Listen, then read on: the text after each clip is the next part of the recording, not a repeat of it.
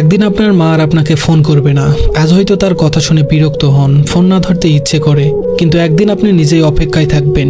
মা যদি আর একবার ফোন করতো, একদিন কেউ আর বলবে না তোর মুখটা কেন শুকনো লাগছে, কিছু খেয়েছিস তো। যে মানুষটি নিজের সবকিছু বিসর্জন দিয়ে আপনার মঙ্গল চেয়েছে, নিঃস্বার্থভাবে ভালোবেসেছে, সে আর থাকবে না। আপনি চাইলেও আর সেই ভালোবাসার ছাই ফিরে যেতে পারবেন না।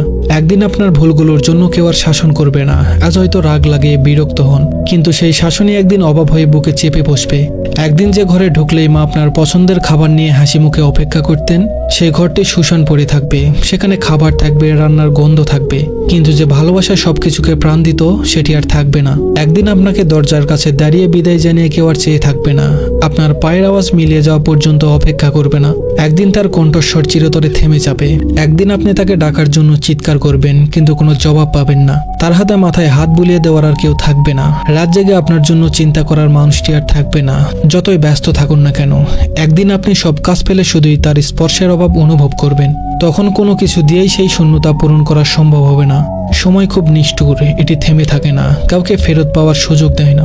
একদিন শুধু স্মৃতির মধ্যে তাকে খুঁজতে হবে, তার পুরনো গলার স্বর রেকর্ডে শোনার চেষ্টা করতে হবে, পুরনো ছবিগুলো হাতে নিয়ে বোবা কান্না করতে হবে, কিন্তু কিছুই আর ফিরবে না, কেউ আর ফিরে আসবে না।